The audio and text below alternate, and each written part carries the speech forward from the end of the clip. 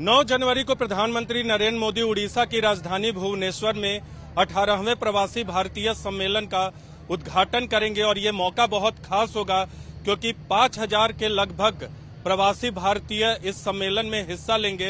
ये मौका खास इसलिए होता है कि 2003 से प्रवासी भारतीय सम्मेलन मनाया जा रहा है। अब 2 साल पर होता है, यानी द्विवार्षिक सम्मेलन होता है। पहले हर साल मनाया जाता था, लेकिन महात्मा गांधी के दक्षिण अफ्रीका से भारत आगमन की याद में इस दिन को मनाया जाता है 9 जनवरी को।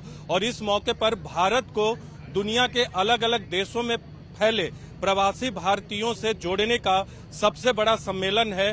कई भारतीयों को जो कि प्रवासी भारतीय हैं, उन्हें उनके योगदान के लिए इस सम्मेलन में सम्मानित भी किया जाता है। लेकिन खास बात यह है कि 18वां प्रवासी भारतीय सम्मेलन पहली बार किसी पूर्वी राज्य में हो रहा है, उड़ीसा में हो रहा है। और इसका मकसद यह है कि पूर्वी राज्यों की सांस्कृतिक विरासत को आर्थिक हब के तौर पे तब्दील किया जाए, उनको आर्थिक तौर पे मजबूत किया जाए। उड़ीसा, बिहार, झारखंड, आंध्र प्रदेश, पश्चिम बंगाल जैसे राज्यों को दुनिया के मैप पर इस तरह से स्थापित किया जाए ताकि उनका सांस्कृतिक महत्व के अलावा आर्थिक महत्व भी बढ़े। उड़ीसा में आयोजन हो रहा है और उड़ीसा में तो एक से एक कलाकृति, धार्मिक तौर पे बात करें तो धार्मिक तौर पे उड़ीसा की पहचान है, सांस्कृतिक तौर पे पहचान है। यहाँ आप देख सकते हैं अलग अलग दुनिया के अलग अलग देशों से डेलीगेट्स आए हैं और ये लोग, इनसे कुछ लोगों से बातचीत करते हैं।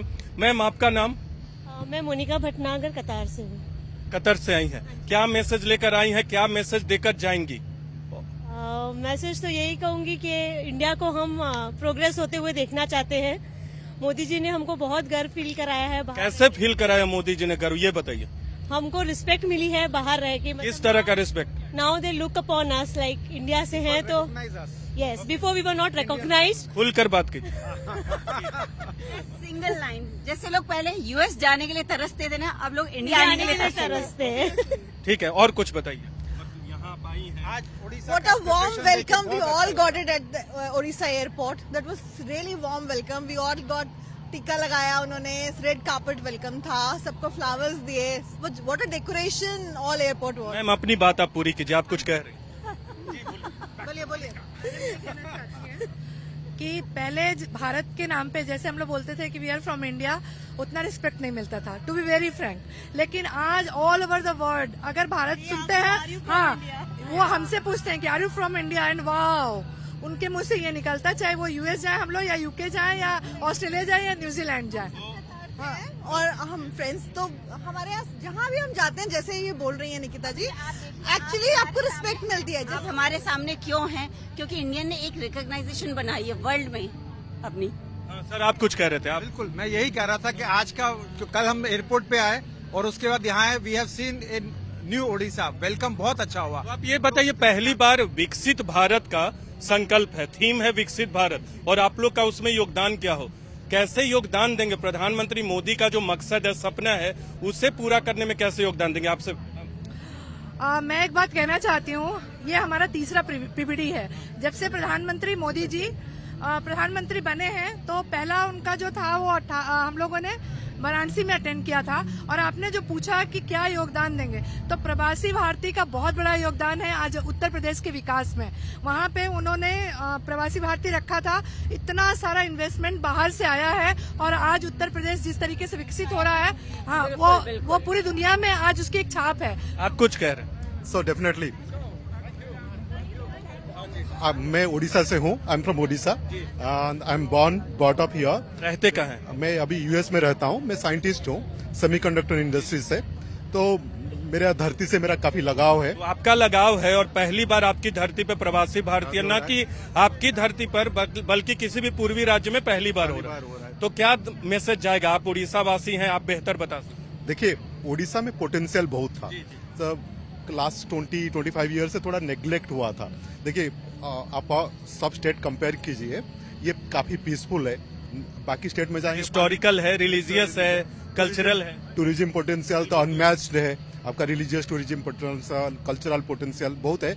और आपका यहाँ पर मिनरल वेल्थ, एजुकेशन, आईआईटी भी है, बहुत अच्छा एजुकेशन है। थोड़ा गवर्नमेंट ने ट्राई नहीं किया था हाईटेक इंडस्ट्री के लिए। जो हम ओडिया हैं जो हाईटेक बाहर रहते हैं, हाईटेक इंडस्ट्री में काम करते हैं, हम चाहते हैं कि अपना स्टेट भी कुछ है। मैं चाहता हूं कि मैं किसी भी तरह कंट्रीब्यूट कर सकता हूं। मैं यूएस में लास्ट 20-25 ईयर्स रह रहा हूं। मैं हाईटेक इंडस्ट्री में काम करता हूं, रिसर्चर हूं। तो मैं चाहता हूं कि किसी तरह मैं अपने ओडिशा को डेवलप, ओडिशा कंट्रीब्यूट कर सकता हूं। तो ये बताइए कि जो प्रधानमंत्री का मकसद था, क्योंकि उड़ीसा को उन्होंने इसलिए चुना ताकि पूर्वोदय का जो प्लान है, पूर्वोदय का जो प्लान है, 5 राज्य उड़ीसा उसमें, और उड़ीसा का जो हेरिटेज है, एक्ट ईस्ट पॉलिसी भारत की है, उसका भी 10वां साल है, और एक्ट ईस्ट जो दक्षिण पूर्वी देश है उनसे उड़ीसा का मैरीटाइम के जरिए लगाव भी है, तो उसको भी पूरा करने में मदद। सर आप लोगों को पता है नहीं, पता नहीं, हमारा यहाँ पर एक कार्तिक पूर्णिमा में एक फेस्टिवल होता है। हमारे उड़िया लोग जावा सबसे पहले बिजनेस करते थे, बोट में जाते थे, उसको बोईतो बंदारण बोलते हैं। So we have a big heritage, actually cultural heritage. तो look east policy is good. So हमारा we have big ports, hi tech city बन सकता है। हम चाइना, सिंगापुर, थाईलैंड, ये सबसे हमारा बिजनेस। विकसित भारत तभी बनेगा जब विकसित उड़ीसा और विकसित पूर्वोदय होगा। आप exactly correct, you summarize it correctly. And मैं चाहता हूं कि ओडिशा बढ़े, और मुझे लगता है कि यह ट्रिपल इंजन का सरकार है, डबल इंजन, एक मोदी जी है, ये हम बीजेपी का गवर्नमेंट है, हम जो प्रवासी भारत है, हम भी एक इंजन है, हम सबसे पिछला वाला इंजन है, भाई हम भी पुश करेंगे। आप पिछला इंजन कैसे है? आप भारतीय हैं, प्रवासी भारतीय हैं, सब इंजन बराबर चल रहे हैं, एक साथ चलेंगे तभी। I agree with you. एक साथ हमारा कंट्री, जैसे देखिए ये जो प्रवासी जो कंसेप्ट है ना, ये इंडिया ने काफी ज्यादा वर्क नहीं किया। आप देखेंगे एथनिक चाइनीज जो थे ना यूएस में, यूरोप में, उन्होंने चाइना में काफी ज्यादा इन्वेस्ट लाया है। जो एथनिक जैसे एथनिक वियतनामीज है, एथनिक से वो लाए हैं। अभी इंडिया लास्ट मोदी जी जब से आए हैं, they he is trying, actually we should appreciate him. तो विकसित भारत तभी बनेगा जब विकसित उड़ीसा और विकसित पूर्व। I fully agree with you. Thank you. देख सकते हैं तमाम लोग, ये लोग अलग अलग जगहों से लोग आए हुए हैं, और यहाँ एक बार आपको तस्वीरें दिखा दे उड़ीसा के कल्चरल हेरिटेज को, जो ऐतिहासिक विरासत है, उसे भी आप देख सकते हैं। अशोक चक्र आप देख सकते हैं, प्रधानमंत्री मोदी और उड़ीसा के चीफ मिनिस्टर की तस्वीर है। और यहाँ जो कलाकृतियां बनाई जाती है, ये कलाकृतियां बहुत दुनिया के अलग अलग देशों में या देश के अलग अलग कोने में बहुत डिमांड में होती हैं, और यहाँ उड़ीसा के हेरिटेज को अलग अलग स्थानों पे दिखाया गया है। ये हम एक हिस्सा दिखा रहे हैं प्रवासी भारतीय सम्मेलन का, लेकिन जो उत्साह यहाँ प्रवासी भारतीयों में दिख रहा है, उससे एक बात तो साफ है कि प्रधानमंत्री नरेंद्र मोदी का जो मकसद है विकसित भारत का, और विकसित भारत में भारतीय समुदाय के लोगों के योगदान का, वो इसी तरह के सम्मेलन से पूरा होगा। और इसीलिए शायद उड़ीसा का चयन प्रधानमंत्री मोदी ने प्रवासी भारतीय सम्मेलन के लिए किया था, क्योंकि उड़ीसा बढ़ेगा तभी विकसित भारत का सपना भी पूरा होगा, और उड़ीसा बढ़ेगा तभी पूर्वोदय का जो संकल्प है, पूर्वोदय का जो प्लान है, वो पूरा होगा।